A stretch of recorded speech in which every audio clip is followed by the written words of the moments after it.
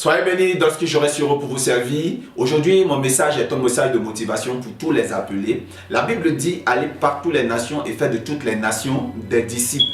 Alors Dieu envoya son esprit sur nous afin que nous allons partout, au-delà de nos limites, pour prêcher l'évangile de Dieu, la très très bonne nouvelle. Alors, beaucoup de personnes se posent des questions, beaucoup d'appelés, beaucoup de personnes de ma génération, beaucoup de jeunes m'appellent de partout, ils m'écrivent et quel est ton secret, homme de Dieu, quel est ton secret? Car nous avons vu dans les débuts comment est-ce que tu parcourais village et hameaux. Nous avons vu qu'aujourd'hui tu es invité dans les nations. Quel a été ton secret?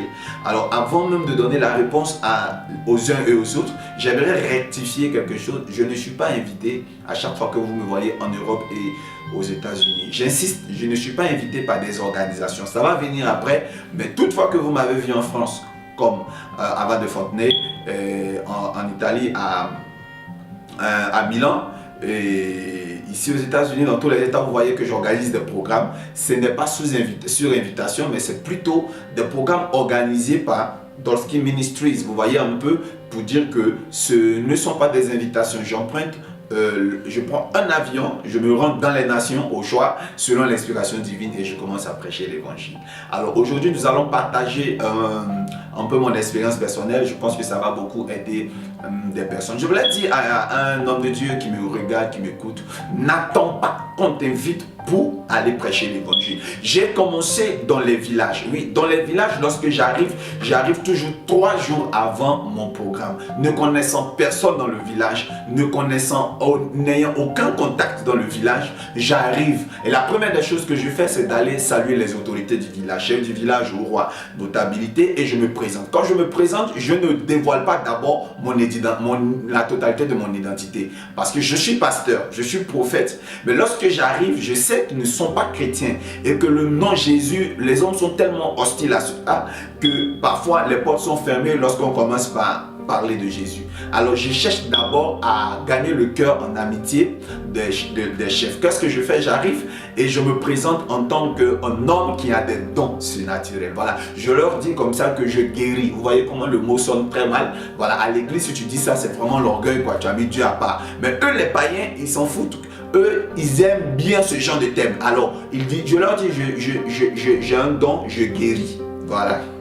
Je guéris toutes sortes de maladies et j'aide les gens, les malades, épilepsie, les maladies africaines.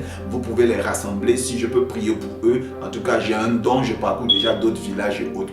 Alors, quand j'arrive, je n'arrive pas les mains vides. Je peux avoir un sac de noix de cola, du tabac, une bouteille de gin, une boisson que les Africains aiment très bien, les vieux aiment bien. Alors quelqu'un va me dire, pourquoi tu es pasteur et que tu offres une bouteille de gin, une bouteille d'alcool à quelqu'un à qui tu veux prêcher l'évangile? Je dirais à cette personne, pourquoi vous en offrez quand vous voulez prendre des femmes? Pourquoi vous en offrez dans les dots? Voilà, parce que vous devez gagner le cœur de la famille chez qui vous partez prendre votre épouse. Alors donc c'est comme ça que moi j'ai compris le secret. Pour que les portes me soient ouvertes dans les villages, je fais assez de présence selon leur goût. Et après cela, la plupart des chefs me donnent l'espace pour pouvoir parler. Alors je lui demande de m'aider à pouvoir donner un griot pour passer la noce que le voyant entre guillemets est là dans le village. Séance tenante dans la cour du chef du village, je fais quelques petites démonstrations du prophétique. Et hop, il est convaincu. Il me donne même les idées de comment faire pour approcher les gens. Il y a une famille ici, il y a une famille là. Et donc je commence à faire d'abord du porte à porte, en espérant que dans ce porte à porte, je puisse tomber sur un malade ou une personne dans une situation désespérée. Là, il y a démonstration de la puissance de Dieu, il y a démonstration de la parole de Dieu. Ils sont convaincus. Or, dans un village, le bouche à bouche, le bouche à oreille passe tellement vite que finalement, mon annonce mon programme qu'il aura soit sur la place publique du village ou là à Palab passe très vite et quand je leur annonce, ils sont tous motivés. Le 3e jour, ne soyez pas étonnés qu'il y ait du monde à la place du village. Alors voilà un peu mes stratégies. J'en ai plusieurs comme ça et je parcours les villages et hameaux parce que c'est ma cible. J'avais compris que quand dans nos églises à la capitale, nous prions pour des personnes, le problème majeur qu'ils ont vient du village. À chaque fois, il y a une personne dans leur vie qui fait de la sorcellerie, la personne est au village. Et je me suis dit, mais pourquoi rester dans ce confort abidjanais et faire l'évangile si la cause lointaine vient du village? C'est comme ça que mon amour pour les villages a commencé. Et un jour, le Seigneur me dit, il est temps maintenant que tu ailles dans les nations. Au moment où le Seigneur me disait, je n'avais pas de titre de voyage comme le visa et rien. Et vraiment toutes les conditions qu'il faut remplir vraiment pour avoir un visa, je ne l'avais pas. Mais j'avais d'abord commencé à obéir à Dieu et Dieu a fait son travail. Si tu veux m'envoyer dans les nations, il pourvoira. Je voulais dire à une personne que laisse Dieu t'envoyer en Europe, aux États-Unis avant de te lever. C'est vrai, l'Africain à la base a pour Eldorado l'Europe, l'Amérique et autres. Mais quand tu es un homme de Dieu, ce n'est pas ton Eldorado. Les nations sont plutôt tes chantiers de mission. Donc, il faut attendre que celui qui est ton patron t'envoie avant de te lancer à l'aventure. Sinon, après, tu vas souffrir. Et comme je l'ai dit une fois dans une de mes vidéos, lorsque vous êtes pressé, vous vous retrouvez dans des villages, vous vous retrouvez dans les nations, vous arrivez, je dirais, dépaysé, votre ministère tombe. Pourquoi? Parce que les réalités de l'Europe ne sont pas comme celles de l'Afrique. Alors, aujourd'hui, j'ai décidé de partager mon expérience avec vous. Depuis plusieurs années, je suis sur les réseaux sociaux, parcourant les villages et hameaux. Je m'étais déjà fait des contacts dans le monde. Comment je procédais? Alors, j'ai lancé un appel un jour en demandant à tous ceux qui se sentent vraiment concernés par mon ministère, à qui mon ministère a fait du bien via les réseaux sociaux ou par téléphone, tous ceux qui sont dans les nations qui se reconnaissent en moi, de se faire recenser. Et j'ai donné mon email, alors charismadolski@gmail.com, où je reçois de nombreux messages. Alors, mon service de dépouillement de messages, c'est-à-dire mon service de call center, communication et autres, nous dépouillons les enveloppes et nous recensons les personnes par nation. Et parmi ces personnes, nous parlons avec la plupart. Nous enregistrons ceux qui n'ont pas de paix spirituelle, nous enregistrons ceux qui n'ont pas d'église, ceux qui n'ont pas encore connu réellement Jésus, à qui je prêche l'évangile comment on appelle ça, dans les réseaux sociaux, par mail, par appel, des personnes que je suis minutieusement et méticuleusement. Alors, quand le temps arrive pour moi d'aller dans les nations, je ne fais que faire un post et tous ceux-là qui sont dans la zone, dans la région où je vais, ils se rassemblent. Généralement, nous avons 20 $, 10 $, c'est juste disponible dans cette région. Avec eux, j'ai des séances de travail longtemps avant mon programme. J'arrive d'abord aux États-Unis. Je donne un exemple. J'annonce que je suis aux États-Unis, mais je ne donne pas d'abord l'adresse du lieu de programme. Je mets juste un numéro. Et en fonction de l'audit et de l'audience, je donne une prochaine date et le programme commence. Maintenant, les gens demanderont, mais où est-ce qu'il gagne tous ces moyens-là? Lui qu'on voyait traîner dans le village, où est-ce qu'il gagne tous ces moyens pour pouvoir organiser le programme? Alors je vais dire à un pasteur que quand j'étais dans les villages, les hameaux, à Abidjan, à Yopougon, en train de prêcher l'évangile, Dieu me faisait la grâce d'avoir des petites offrandes de remerciement de la part de ceux qui ont été réellement bénis. Je tiens à préciser que je ne suis pas le genre de pasteur qui est beaucoup basé sur l'argent, qui demande l'argent. Non, l'évangile est gratuit, je le donne gratuitement et je me fie à la bonté de cœur de tous ceux qui seront reconnaissants après leur exaucement.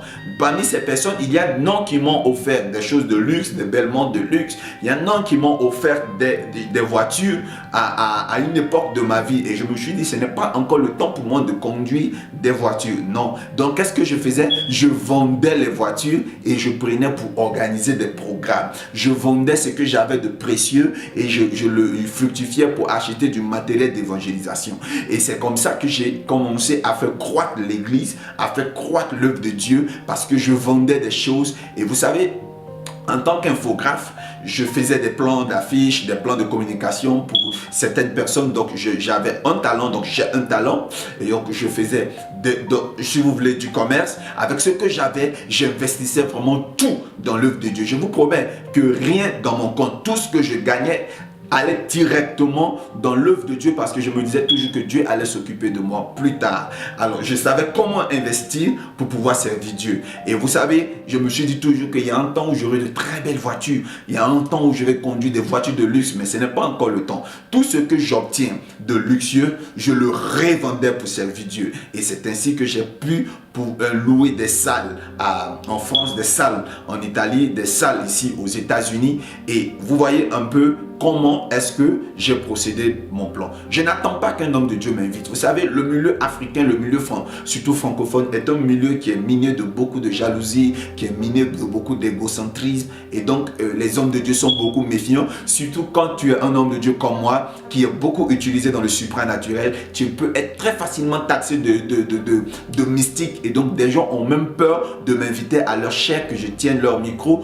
D'autres ayant eu des expériences avec des hommes de Dieu qui sont rentrés dans leur église, qui ont volé leurs âmes, qui ont pris le numéro de leurs fidèles, sont maintenant dubitatifs avant d'inviter des hommes de Dieu. Donc, dans ce climat où les hommes sont hostiles aux prophètes, j'ai préféré ne pas attendre qu'on m'invite, soi-disant peut-être pour une com personnelle. Non, je crois en ce que j'ai comme potentiel et je n'attends pas qu'on m'invite. J'arrive, je me rassure d'où je serai logé. C'est très important où tu seras logé, car un prophète comme moi ne dort pas partout, parce qu'il faut savoir une chose: lorsque vous arrivez dans certains endroits, vous êtes démystifié. Voilà.